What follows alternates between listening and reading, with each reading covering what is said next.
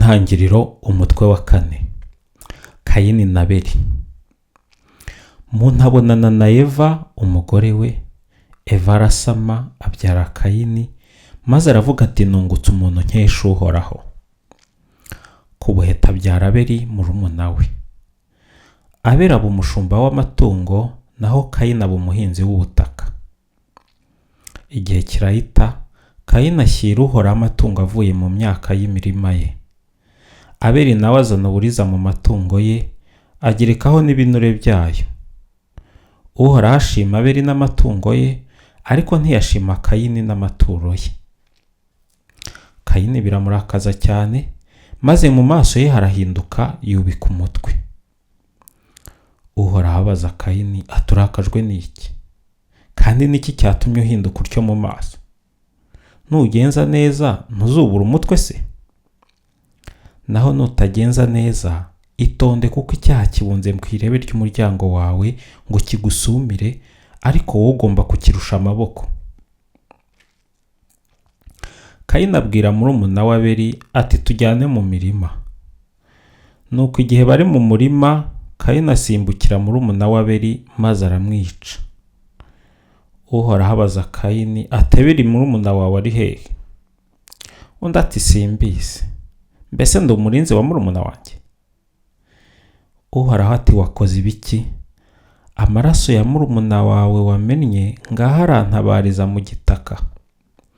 Ubu ngubu ubaye ikivume ku butaka, bwo bwasamye ukabwuhira amaraso ya murumuna wawe. Nuhinga ubutaka ntibuzongera kukurumbukira, uzahora uri inzererezi yangara ku isi.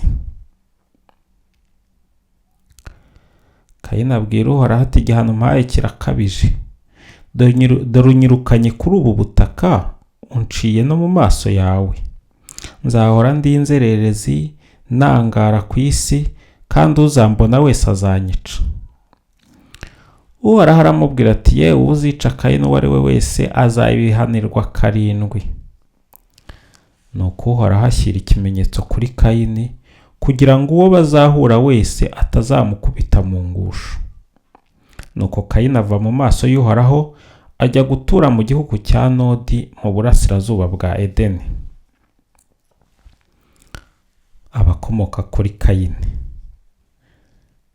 Kayini abonana n'umugore we, umugore we arasama abyara Henoki. Nuko Kayini agiye kubaka umugi, awitirira umuhungu we, awita Henoki. Henoki abyara Iradi, Iradi abyara Mehuyayeli, Mehuyayeli abyara Metushayeli, Metushayeli abyara Lameki. Nuko Lameki azana abagore 2, umwe akitwa Ada, undi akitwa Sila. Ada abyara Yabali, niwe wabaye sekuruza w'abatura mu mahema bakagira amatungo. Murumuna we yitwa Tubali, niwe wabaye sekuruza w'abacuranga inanga bakavuza n'imyirongi. Sila wabyara Tubali Kayini, niwe wabaye sekuruza w'abacuzi bose b'umuringa n'ubutare. Mushiki wa Tubali Kayini yari Nahama. Lameki abwira abagore be ati Ada na Sila nimuntege amatwi. Bagore ba Lameki nimwumve ijambo ryanjye. Nishe umugabo nkomerekeje, nica n'umwana nsaritse. Ubwo Kayini yahorewe 7, Lameki wazahorerwa 77. Seti n'abamukomokaho. Adamu abonana n'umugore we, umugore we abyara umuhungu amwita Seti, ati kuko Imana inshumbushyije indi mbuto mu kigwi cya Abeli Kayini yishe.